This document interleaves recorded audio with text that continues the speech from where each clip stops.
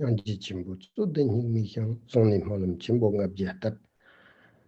Bakartar Santu Shirma Dotumba, Tuji Jang Lakishan, Sir. Quand la Simjitam Baranchen de Tibate, quand la Shansarian, quand la Nobashitan Dimdra, Devin Johnny de la Chapson. Dajinyamye dobe shiji, dodanin zanchawa ganjene, rangin tuni lenjen rubada, janju simjon jawar shenje. Sundungar jindra jijinje, nyarzome wanshevra jinla so, simjen toma, nyurda daksan, tamba namji nimda zarda so. All right. I would like to say welcome to everyone.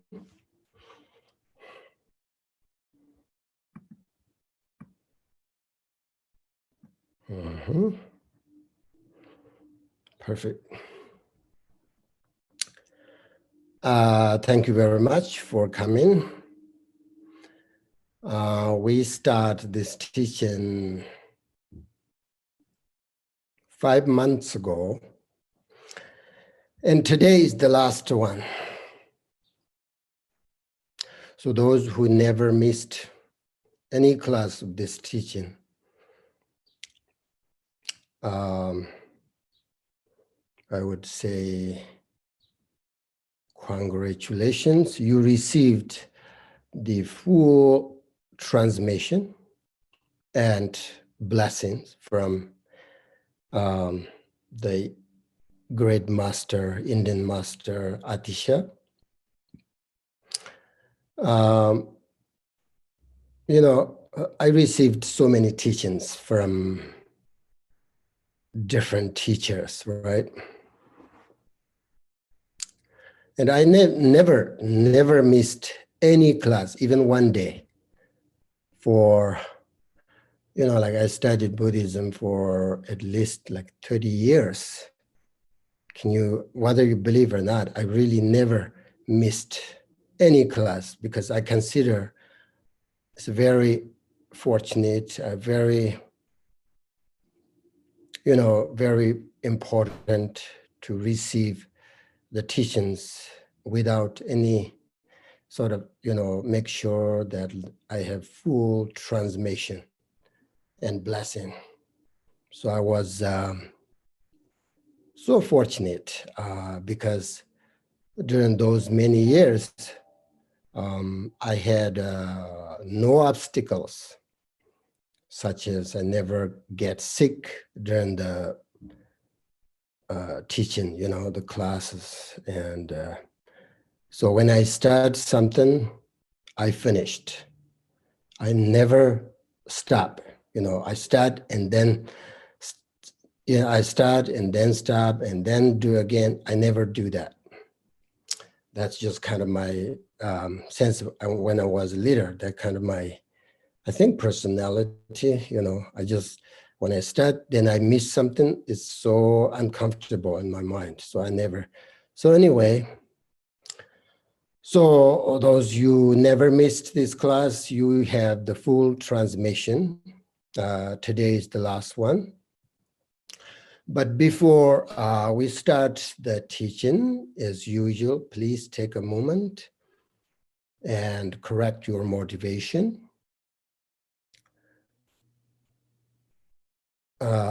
Let go of all negative and wandering thoughts. Generate an altruistic mind, bodhicitta. It's so important. Otherwise, you know, using Buddhism for our own reputation, fame, wealth is very common. And it's very dangerous. That's why we should try to practice bodhicitta and say the prayer, think about the prayer like, remember, Gambopa says, grant your blessings so that my mind, so that my mind may go towards Dharma practice. Think about this kind of verse the moment when you wake up or whenever you do something. You have to sort of think about and then correct your motivation. If your motivation is seeking happiness for everyone, that is a great motivation. And for that sort of development, we need to think about genuine love, great love, and then think about, where does this genuine love begin? If we understand the true meaning of life deeply, very deeply, the nature of life, then, I really think it is possible to love everyone. It is possible to have a genuine love, because then we will recognize that, for instance, I want happiness, I don't want suffering, so do you, so do others, there is no different. Everybody wants happiness. There's no different. What is different? Through that kind of understanding, we can have the great love. And then we see the benefits of love, of course.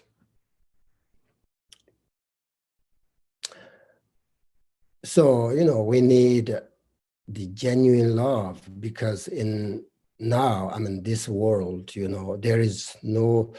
there is so much suffering. There's no genuine love. There's so much suffering. Every day we can see more and more problems come to us.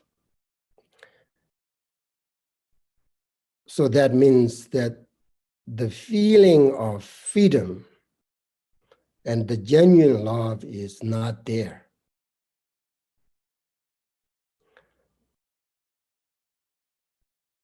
The essence of love is peace and happiness, right? We all recognize that we are very fortunate. We have this precious time, precious human life with a powerful, intelligent mind. But at the same time, we still have a lot of negative thoughts and negative emotions. We just get completely carried away by all kinds of thoughts, negative emotions. People create this world through the ego and selfish mind.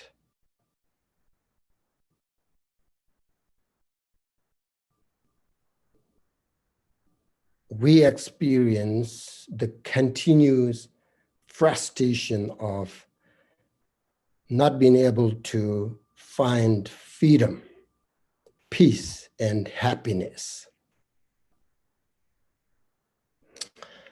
That is our lives right now. Millions of people are suffering. So we need to have a mind that is relaxed, peaceful, mindful, very kind, and compassionate. No, not confused, not hateful, not selfish, not miserable, suffering. We don't want those. Therefore, the most important factor is learning and practicing sort of these teachings in everyday life.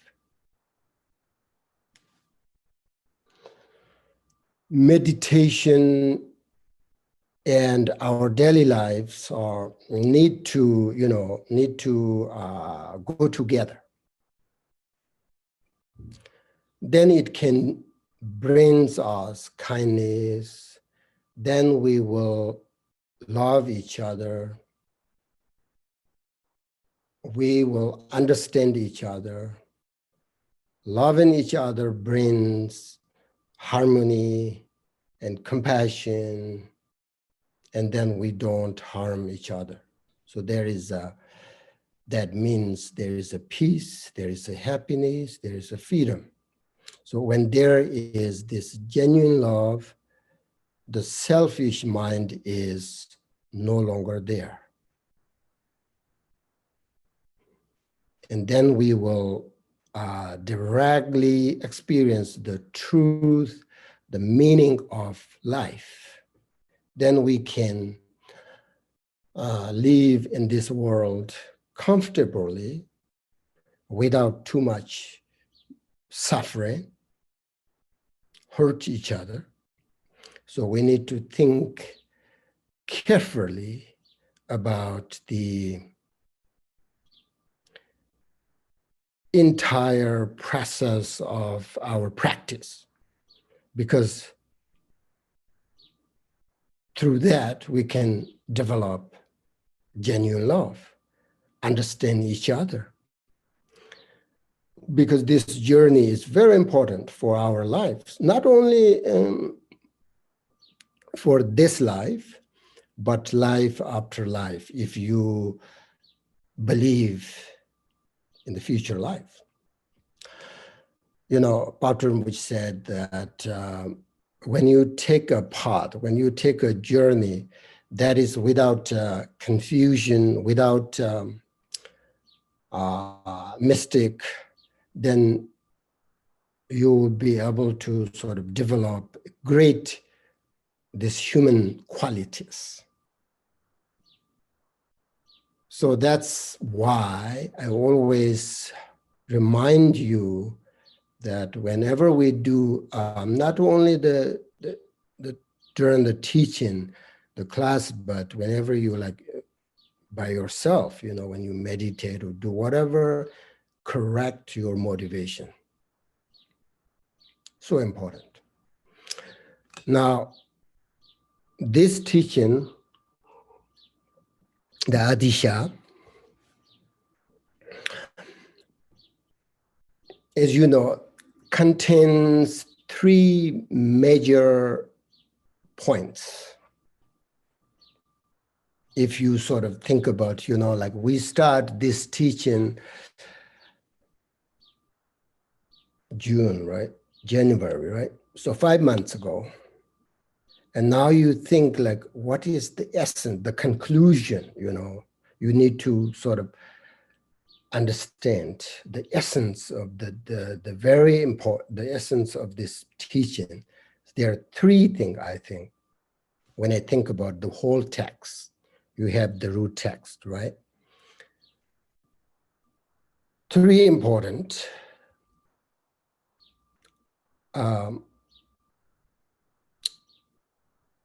discipline, meditation, and wisdom. Especially the wisdom is the most important one. Because first, when your wisdom arises, developed through study and practice, your wrong view and confusion are purified. That's why wisdom is important. Second, your meditation. Your meditation is the sort of crucial process to achieve that wisdom, achieve that kind of great wisdom through the meditation.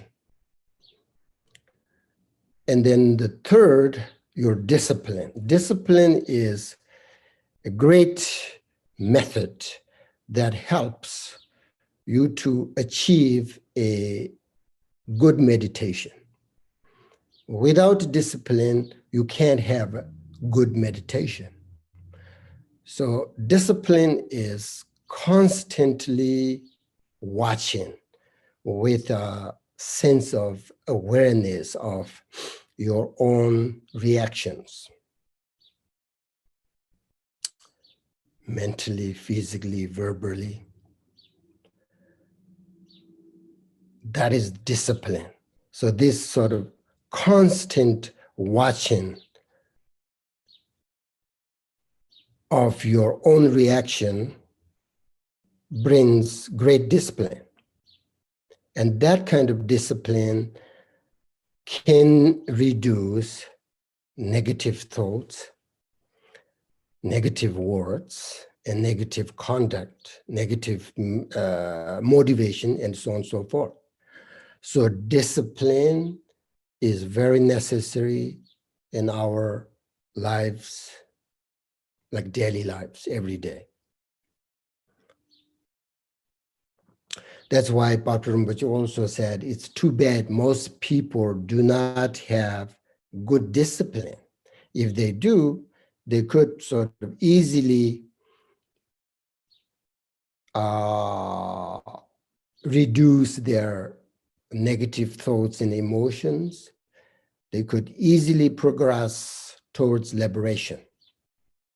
So therefore, if you think about this whole teachings, the essence of this teaching, wisdom, meditation, and discipline, okay? That's just, probably you know, if you really sort of seriously contemplate and think about this teaching, then probably you know, okay, this whole text, we taught this teaching for 5 months almost, but now you can sort of bring the essence of the teaching and so that you can practice for your daily life. Now I'm going to talk about this teaching, the Bodhisattva's Garland of Gem. It says, first Tibetan, Yangla Damgakhe Pitsi, Nyaji Pansam Dambrake, Chula Kurwa Damake Kamundulan Dambrake, Chukit Namchi Gonin, Nimtsen Mepel. If you have the text, please take a look. When given instructions, maintain compassion and altruism. Never defame the teachings. Set your sights on what inspires you most.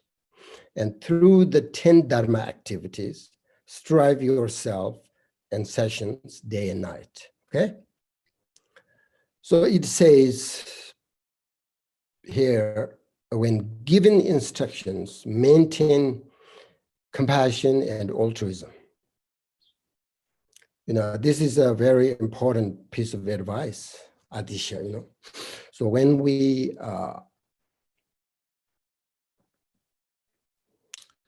give teachings or instructions to others, we must have,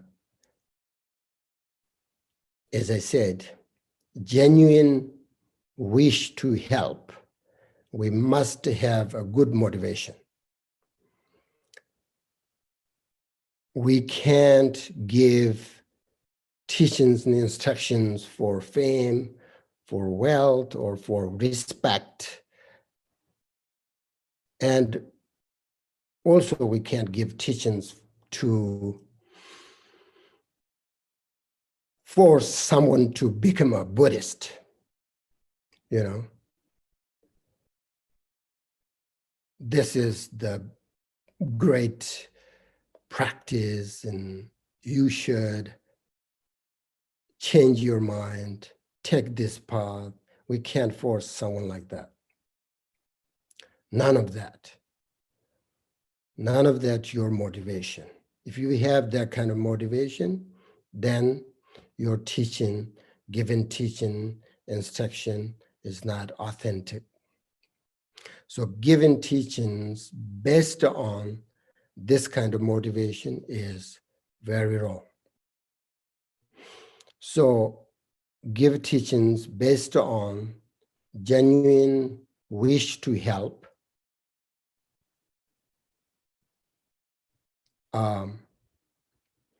because people have so much negative thoughts and emotions. Through the meditation and discipline, you can reduce negative thoughts, negative emotions. It's very clear.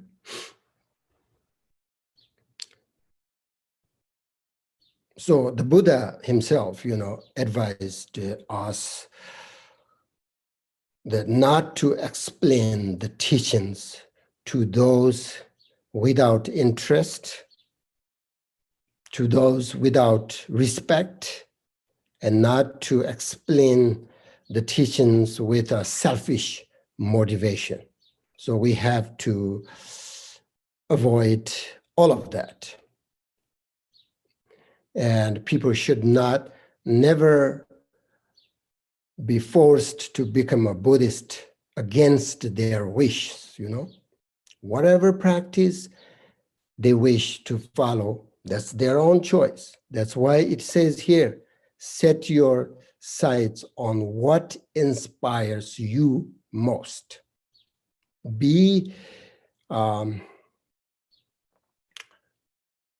In order to do that, you have to be intelligent, you have to investigate what inspires you the most.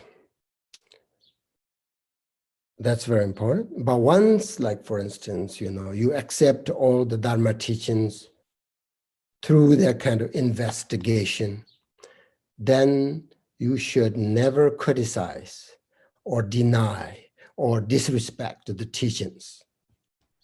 Therefore, it says here, Atisha says, never defame the teachings, never. Once you accept through your investigation, you think this is the perfect path, I want to practice this, I want to do this, then you should not criticize or disrespect the teachings.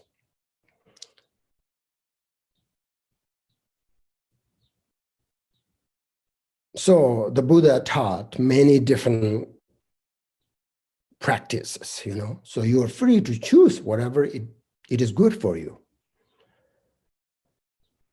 And whatever you sort of admire and feel some sort of good connection with, whether it is, like Nyingma or Sarma tradition, they are all equally able to bring you the benefits, and eventually you will be able to liberate yourself through, all of this. So that's that.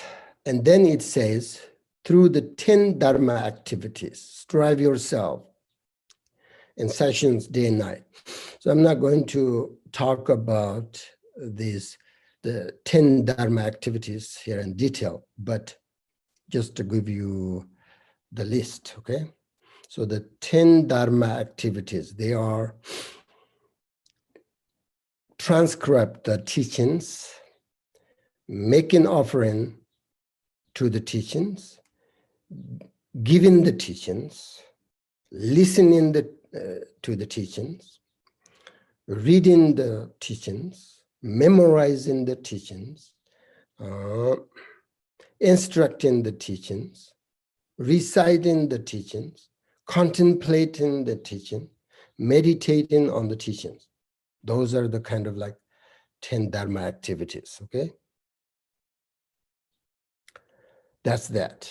And then the next verse is Maunanda ngaglatak chikbendugna semlatak. When among many, watch your speech. When alone, watch your mind. This is the most important advice Atisha gave us. I mean, these two sentences, actually, the whole text, this whole text, the essence of these two sentences. When among many, watch your speech. When alone, watch your mind. Memorize this, okay? My teachers always quote these two sentences from Atisha whenever they teach, you know, because it's so important.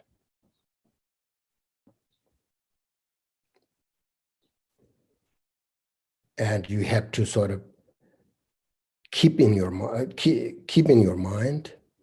read it every day, these two sentences. Remember it all the time and try to integrate these 2 points into your daily life.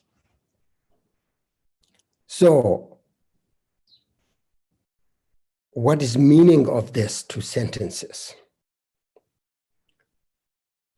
When you are with others, or when there are a lot of people around you, you must be mindful. You must be aware of how you speak and be careful with your words. As a Dharma practitioner, we should not be arrogant. We should not be selfish. I mean, I'm saying this like hundreds of thousands of times, but we're still very selfish. I know that, include myself. We all are very selfish people. Be careful. I mean, you know, I'm just telling the truth. That means unfortunately, our practice is not really subdue, you know, like even like not reduce a little bit the selfish mind. But as a Dharma practitioner, we should be a kind and compassionate, but we are not. We are very selfish people. People, you know, that's why here says you have to be careful. You know, people have strong feelings, so we don't want to harm their feelings by our negative words. In everyday life, we need to think about how to avoid hurting people. We have to think about how to avoid hurting animals. So therefore, we have to be very mindful when we are with people.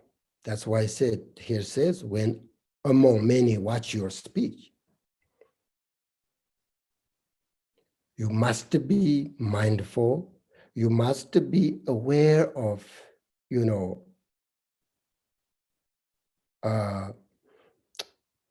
and be careful with your words, right? I think the best way to talk with people is, first, we should know their perspective and their opinions, because that gives us a good conversation without hurting them. also try to recognize what your opinion is based on, whether it's based on a good motivation or it's based on a selfish mind, selfishness. That's another thing. Of course, it is best to speak with your kindness and also like we should not use words that hurt people. I mean, easy to say these things, right? Be careful, watch your mind, be mindful, don't use these negative words when you speak, when you have a conversation with people. Easy to say these things, but it's so difficult not to hurt others because of, as I said, selfishness, lack of mindfulness, lack of sort of clear understanding how to talk, and so on and so forth. And especially there are a lot of problems and disagreements when we talk about political issues, talk about different sort of religion, and also like different cultures and different beliefs, Very difficult. The conversation doesn't really have to be a competition, but we always hurt each other when we talk about this kind of things without mindfulness and without sort of, how do I say, kindness, and if you don't know how to speak. I know this sort of, I have, as a teacher, my main job is always talking, right? Talking with people,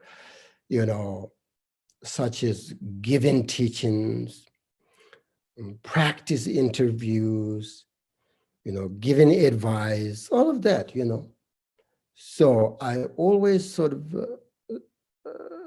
try to be helpful, try to be mindful, but, it's hard. It's sometimes I forget. So still it's impossible sort of not to hurt their feelings.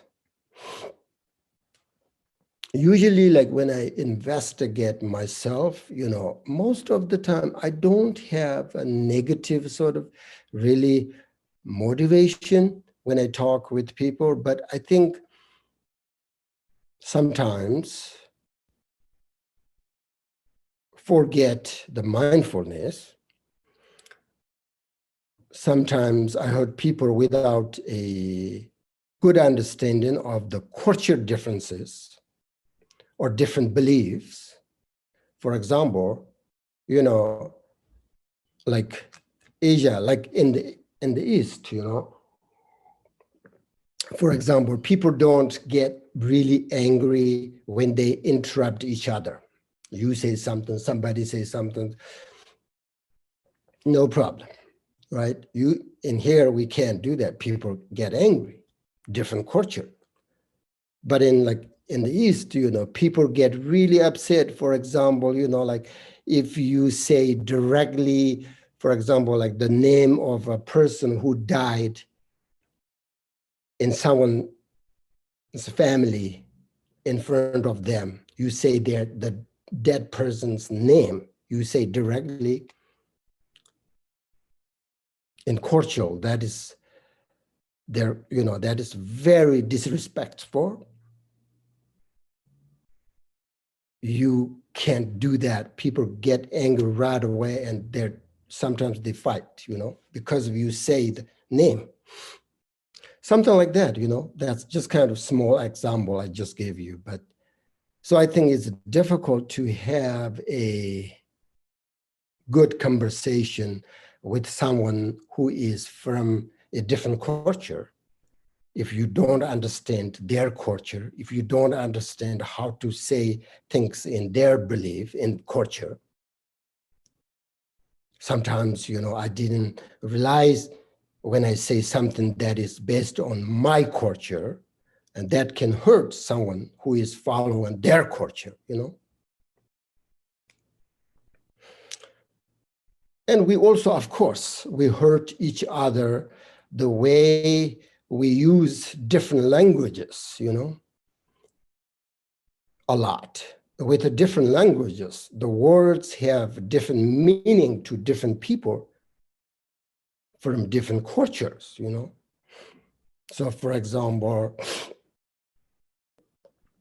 when someone died from your, for example, like from your friend's family, you would say, I'm sorry for your loss, right? In English, you say, sorry, I'm sorry for your loss. But we never, ever say that in Tibetan language. If you go to, for example, go to a Tibetan funeral, I'm sorry for your loss. You can't say that, I'm sorry, because Tibetan people don't say sorry at a funeral. If you say that, your problem. You need to, so, like that's why I'm just different language has a different meaning for different people, different culture. So you need to ask, for example, a Tibetan, what should I say when I go to a Tibetan funeral? They will tell you what to say. But you can't ask like, how do I say sorry in Tibetan? Because you want to say sorry, somebody's lost, loved ones. And then if you translate, the word, and then you use it the same way as in your culture, that cause hurt, that may be wrong. For example, the word sorry is gondak in Tibetan, It literally means when you use, I'm sorry for your loss, whatever, when you use sorry, you did something wrong in Tibetan culture, then you say, I'm sorry. If you say sorry to a Tibetan who lost their family member, that means you did something wrong. That means maybe you killed this person. They right away, they think, why you say sorry? You did something wrong. You did not something wrong, right? So what I'm saying is, that's just, we have to be careful. It's difficult to communicate to people with the different cultures, because I have that experience here, at different, with a different language. If you don't know the difference, and if you don't know how to talk, if you don't know how to use the language, the words for based on their culture, then we hurt each other all the time. There's not necessarily you have a bad motivation, but just ignorant. You don't know different culture, then we hurt each other. So therefore, it's important to be aware of misunderstanding based on culture differences. So we hurt each other a lot when we talk.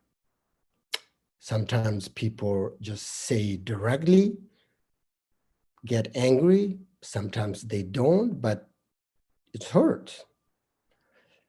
So we should think, this is what I usually sort of try to remember.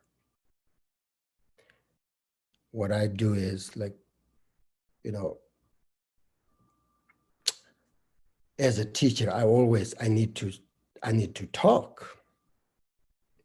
So we should think carefully, before we speak. Put ourselves in the other people's shoes before we hurt. Listen is so important. Listen before we give opinions. Investigate before we act. Be patient before we get angry. These are very important to remember if you really don't want to hurt people when you talk. Usually our mind is not completely mixed with our Dharma practice, right? Such as love, kindness,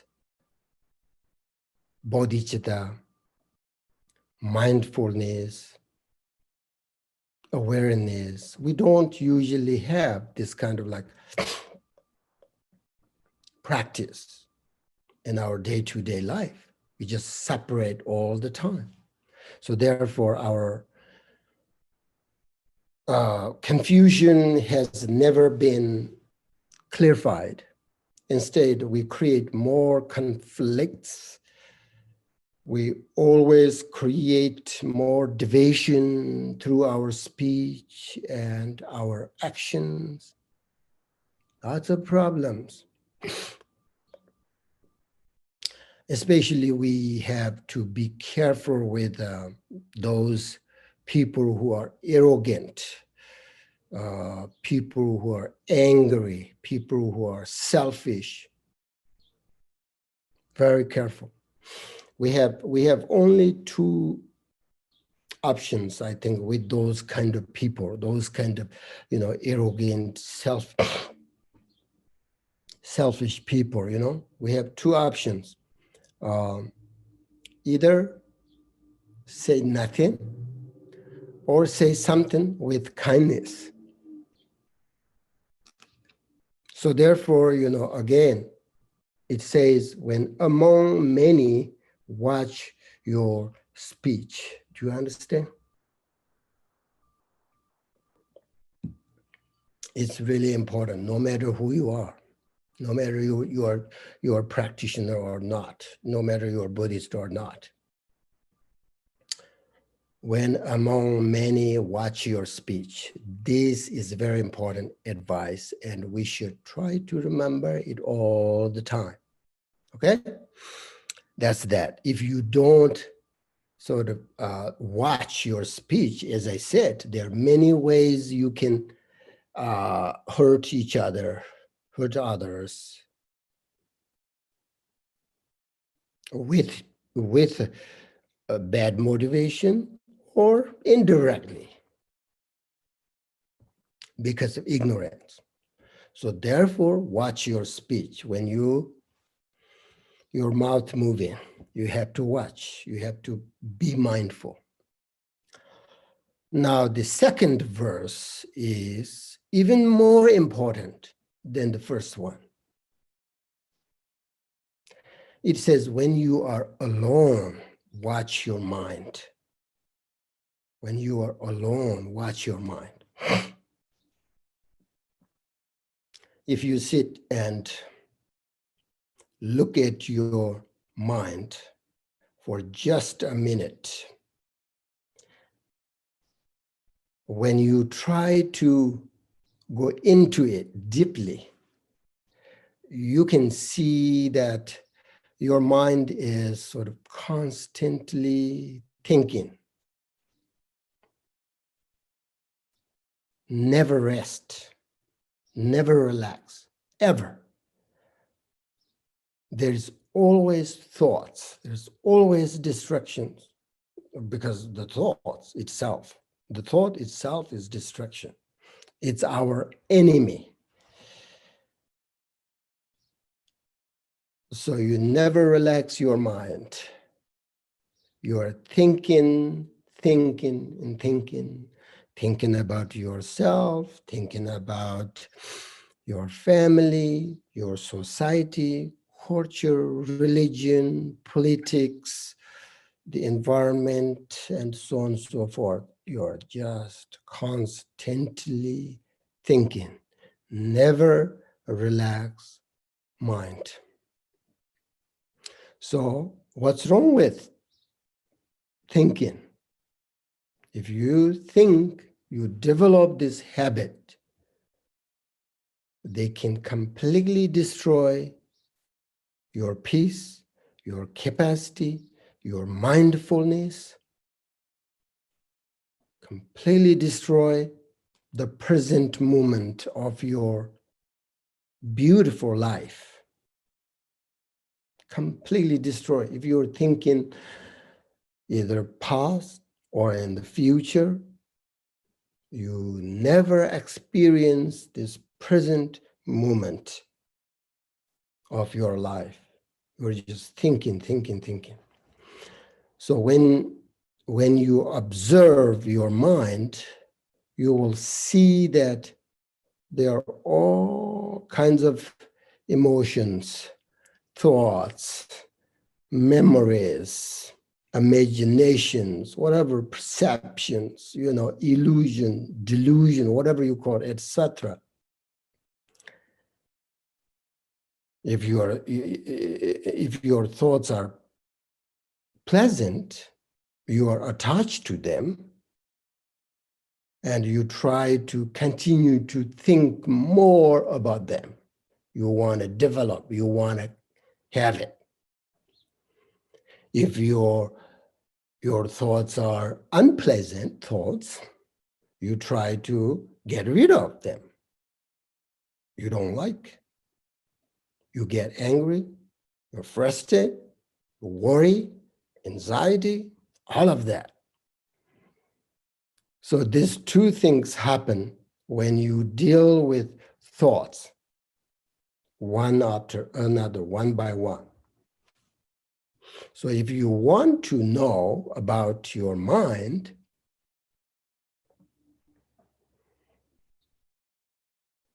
that's why when you are alone, what your mind means. If you really want to know about your mind, if you really want to watch your mind when you are alone, first you need to observe and watch your mind without judgment and practice meditation. That's the only way, only the method in order to understand your mind. That's the only way. Watch your mind, observe your mind, practice meditation. Meditation is simply getting to know about your mind.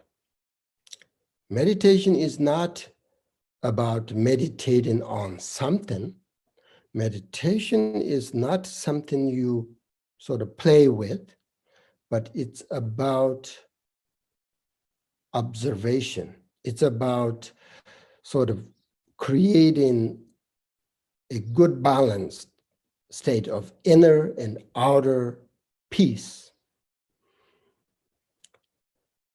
Otherwise, you cannot just stop your thoughts, or you just cannot control them. Then it gets worse if you try to control your thoughts. If you try to stop your thought, it doesn't work. So therefore, Atisha says, when you are alone, you have to watch your mind. Meaning, observe your mind. Meditate. So,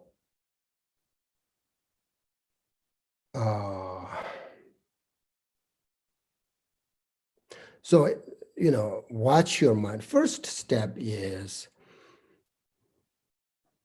being aware of your mind, your thoughts, without sort of becoming distracted, just let them pass through, but observe, watch, be mindful. So you have to watch and observe them. You are not trying to stop or control or nothing, but just watch it, just observe it. That's it. That's your action. That's your discipline. First step. And when you are sort of capable of observing and watching, then you have a good chance to know about your mind. Then you have a good chance to understand about your life and of everything else.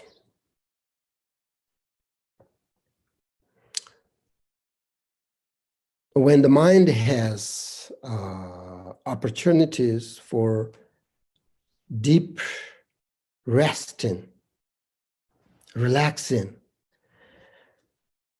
then you can see its nature. You can see its essence. And also, watching and observing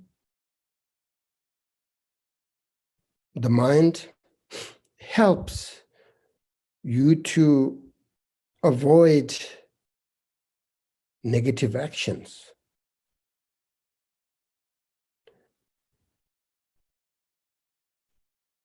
Which is sort of diminishing all the activity of body, speech, and mind that will harm yourself and others. That's what we call great self-discipline.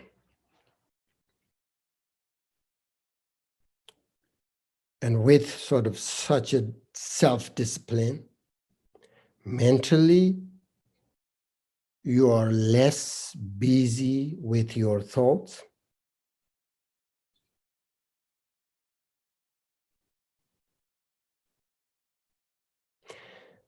Physically, you are more gentle and kind, pleasant.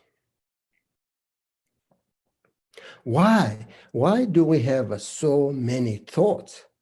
Never stop. If you pay attention to them, Why? Why can't have you just to relax without any thoughts? Just completely concentrate or pay attention. The whole your mind, your body, your energy, concentrate, pay attention. Then you can see there's no center, there's no me, there's no I, me, I want this, I want, there's nothing like that. Then there's no arrogant, this grasping or this selfishness. But it requires the practice of mindfulness, constantly sort of drain every activity. It's difficult. It's just a bad habit.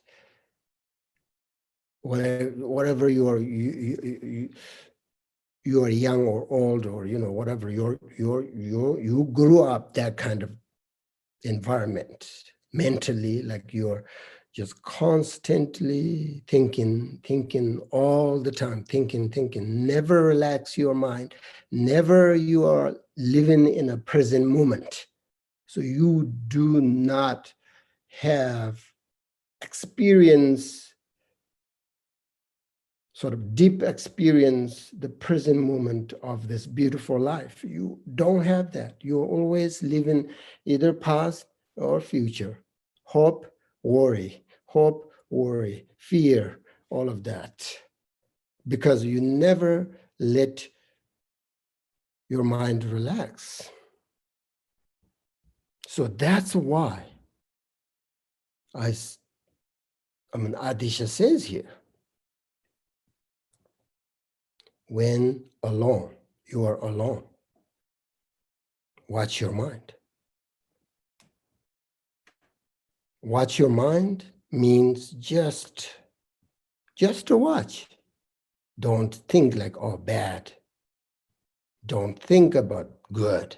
Don't think about, oh, I have this thoughts, how I control. Don't like that. Just watch, just be mindful. Okay.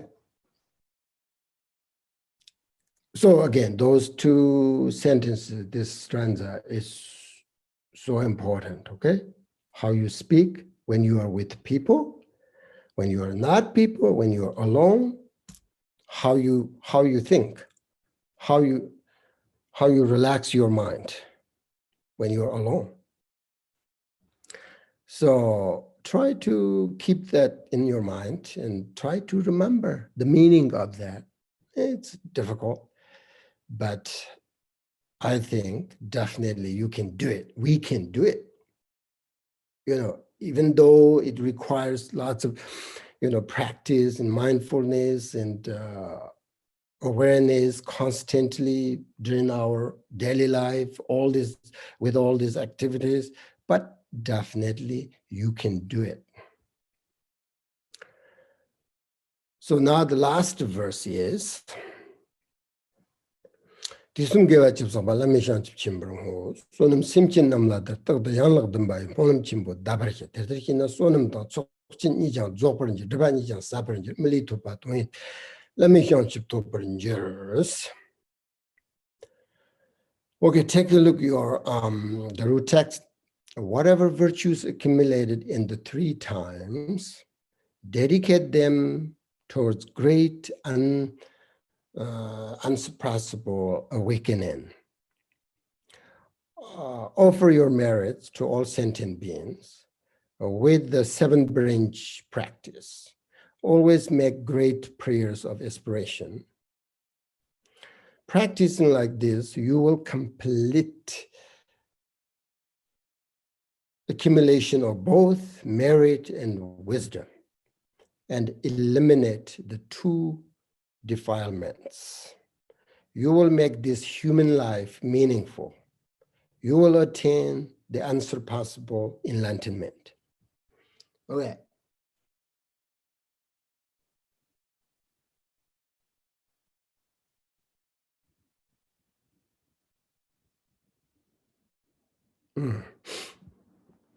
Now, according to this is the okay. This of course according to Buddhism, the first thing you need to do when you meditate or whenever you do something virtuous is I always say correct your motivation, right? Then second is to have a mind free from thoughts, to have a mind free from concepts. Free from thoughts means without distraction. Then you can focus, you can concentrate. So being mindful, right? That's second. Then third thing is you should dedicate your merit for the sake of all sentient beings. So these 3 methods are important. We call 3 supreme method. You do this all the time. You do this all the time. When you meditate, even you meditate for 5 minutes, correct your motivation, maintain without thought, too many thoughts, and then dedicate. So remember, great master Longchenpa said, begin with the thought of bodhicitta. That's how you correct motivation. then do the main practice without concept, without thought, and then conclude by dedicating the merit. These are the 3 spring methods, okay? Of course, you know that. Now, I'm saying this because we have the dedication section here. It says, whatever virtues accumulated in the 3 times, dedicate them. Not only, this sort of teaching, but 3 times, past, present, future. Dedicate them towards great unsurpassable awakening. So this is dedication, right? Maybe some people, most people know, of course, but maybe some people do not know the concept of dedicating merit at the end of class or at the end of your meditation section, whatever. So I will tell you a little bit how to do it. When you have done anything that is really positive, that is really virtuous, it is important to dedicate that merit to welfare of all sentient beings, right? Because the reason is it can help you to reduce your attachment to your meditation, your attachment to your, whatever you do, positive or virtues. If you dedicate it, you just give it, right? You give somebody. You don't have now. I mean, you have, but it helps you to reduce your attachment. And also, of course, it helps you have a less selfish mind. Oh, I'm a great practitioner. I did this. Selfish mind. It can reduce, helps, So therefore,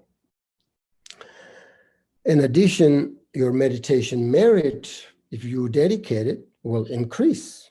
So when you dedicate, you should start by thinking about all the virtuous things that you have done in the past, and also what you're doing now, and all the virtuous things you're going to do in the future.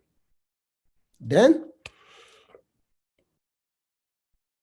you should also think about not only yourself, but think about all the virtues activities completed by all of the Buddhas, Bodhisattvas, in 3 times. Okay? Then you should bring, so you visualize this, right? You're saying the prayers, dedication prayers, then you visualize all of that. Then you should bring all of that together, means in union, and visualize dedicating that merit in the same way the Buddhas and Bodhisattvas dedicate that merit for all sentient beings. Perfect. So whatever virtues accumulate in the past, present, and the future, dedicate them, okay? It says here, towards great unsurpassable awakening. Okay? Very important. Then it says, offer your merit to all sentient beings with the 7 branch practice. Always make great prayers of aspiration. So when you dedicate your merit, you can use, usually we use the 7 branch prayer, right? So you know this, of course, is a Buddhist practitioner, the 7 branch prayer, prestation, offerings, confession of harmful actions, rejoicing in positive qualities, requesting the teachings, requesting the teachers not go away, and then dedication. Those are the 7 branch prayer. But if you don't know how to practice these 7 branch prayers, you don't have to. You can use any dedication prayer. But most important is you have to dedicate. Okay? And then it says, practicing like this, you will complete accumulation of both merit and wisdom and eliminate the two defilements. You will make this human life meaningful. You will attain the unsurpassable enlightenment. So there are two types of accumulations. They are merit accumulation and wisdom accumulation, right? The merit accumulation is sonamji tsok in Tibetan, merit accumulation in English, right? Punya in Sanskrit. So the merit accumulation, which develops the method side of the path by practice such as generosity, self-discipline, practice patience, practice bodhicitta, and so on and so forth. And then the wisdom accumulation is jnana sambara in Sanskrit, yishitsu in Tibetan. So wisdom accumulation, the wisdom accumulation which develops the wisdom side of the path by meditating on, the true nature of your mind, meditation on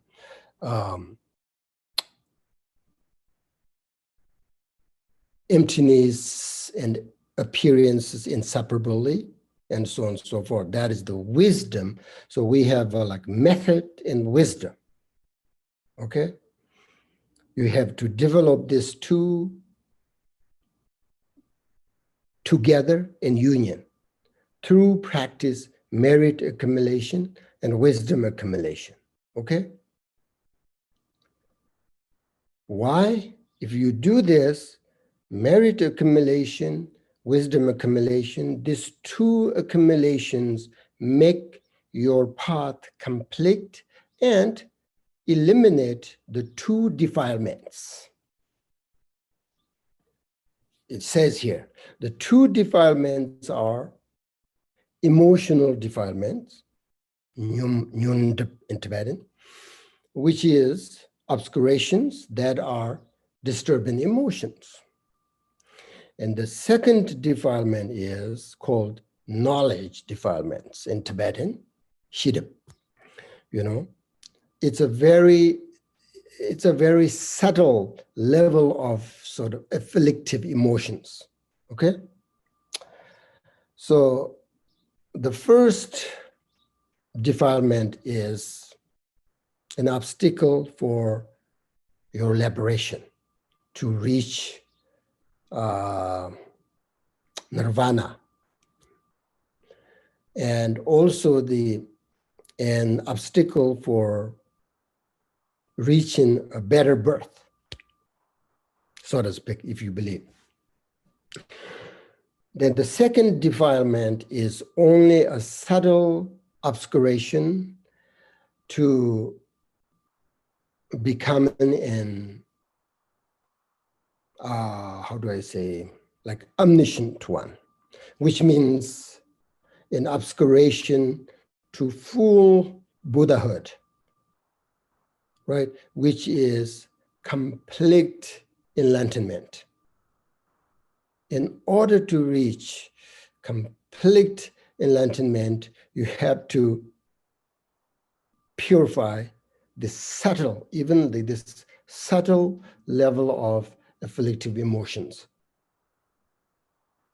Then you have, what do you call it, the unsurpassable enlightenment. So these defilements are caused by two things: having a self-centered attitude and believing reality is as it appears. That's why we have these two defilements. But if we practice according to this teaching, this text, then it says we will complete those two accumulations and eliminate those two defilements. Then it says you will make this human life meaningful. You will attain, that means you will attain the unsurpassable enlightenment. I mean, that's the I mean, why do you practice? Why do you practice Buddhism? Basically, you have two wishes or goal. The first, temporarily, you want to make in this human life comfortable and meaningful, right? And then second, eventually, you hope attain enlightenment, so that you have a capacity to help others. That is the aim of Buddhist practitioners, okay? That's why it says you will make this human life meaningful. Otherwise, you create all this, you have all these negative thoughts and thinking all the time about yourself, about your family, about your country, about all of this. Is this meaningful? If that's meaningful to you, good for you. If not, then what is the meaningful of this life? You have the human life. You have a human body with an amazing mind, intelligent, capable, lots of opportunities. So it's important to think about what is the essence of your life. Why? What is this? What is life? What is the point of life? What is the meaningful? Think about that, okay? Question mark. Let's stop there. This concludes the Bodhisattva's Garland of Gems, composed by the great Indian Pandita Mahasiddha, Dīpaṃkara Shirjana, means Atisha. So now we're done with this teaching, and if you think this teaching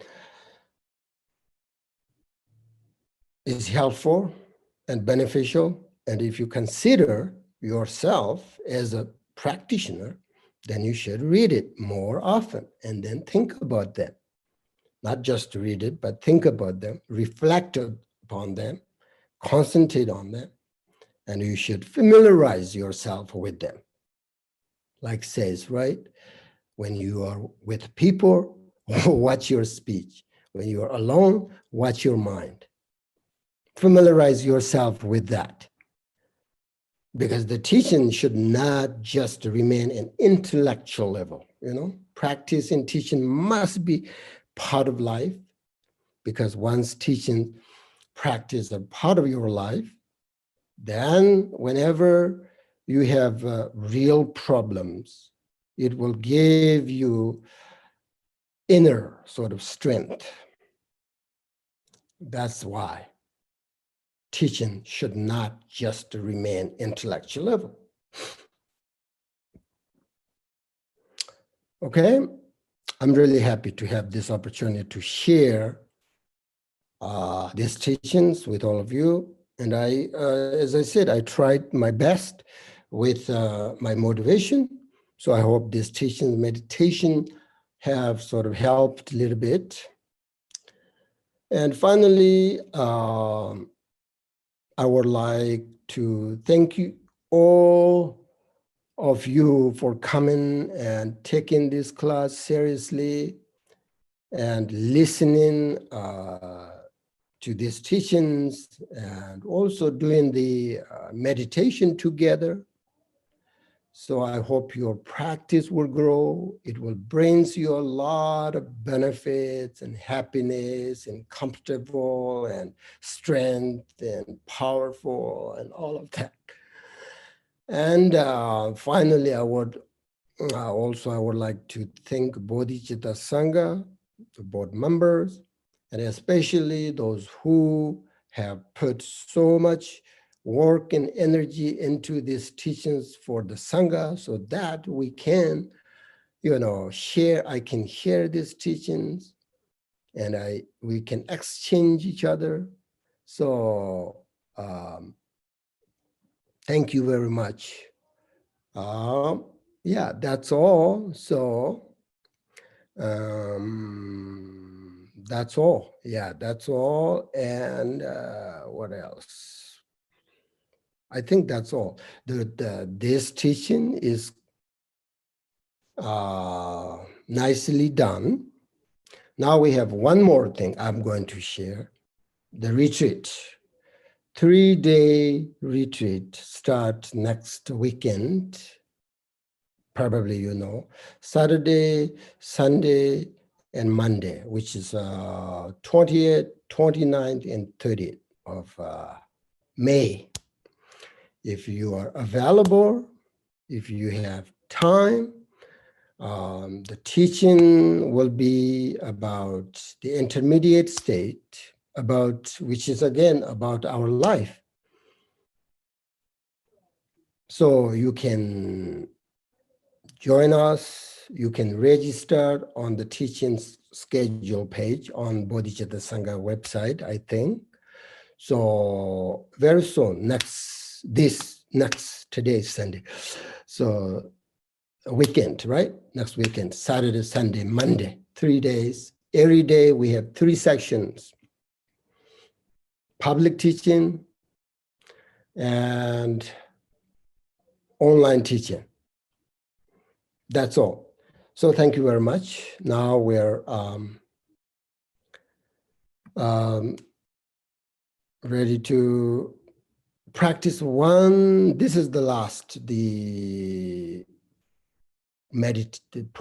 the prayers, Bama Sambho's prayers and mantra for people are killed, people are going to die, the war, the so many sufferings. Yeah, you know that. So this is the last practice about this prayer, Bama Sambho's prayer. So do that now, and then we're done.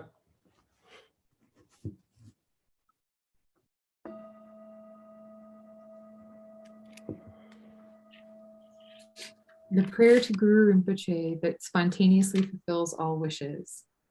Imahu, in Dewa Chin, blissful pure realm of the West, Amitabha's compassionate blessing was aroused, and he blessed his emanation, Padmasambhava, to come into this world to bring benefit to all beings. Compassionate one, you never cease to bring us help and well-being. To the lotus-born Guru Padmasambhava we pray, grant your blessing so all our wishes be spontaneously fulfilled.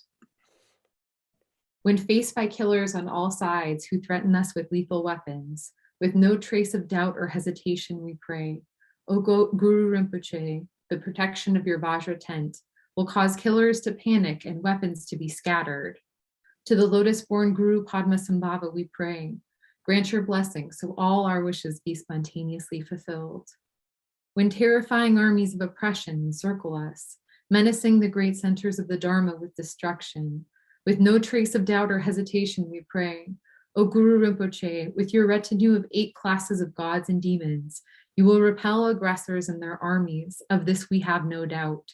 To the lotus-born Guru Padmasambhava we pray, grant your blessing so all our wishes be spontaneously fulfilled. When immense suffering engulfs the world and beings, turn it into happiness and peace, O Guru Rinpoche.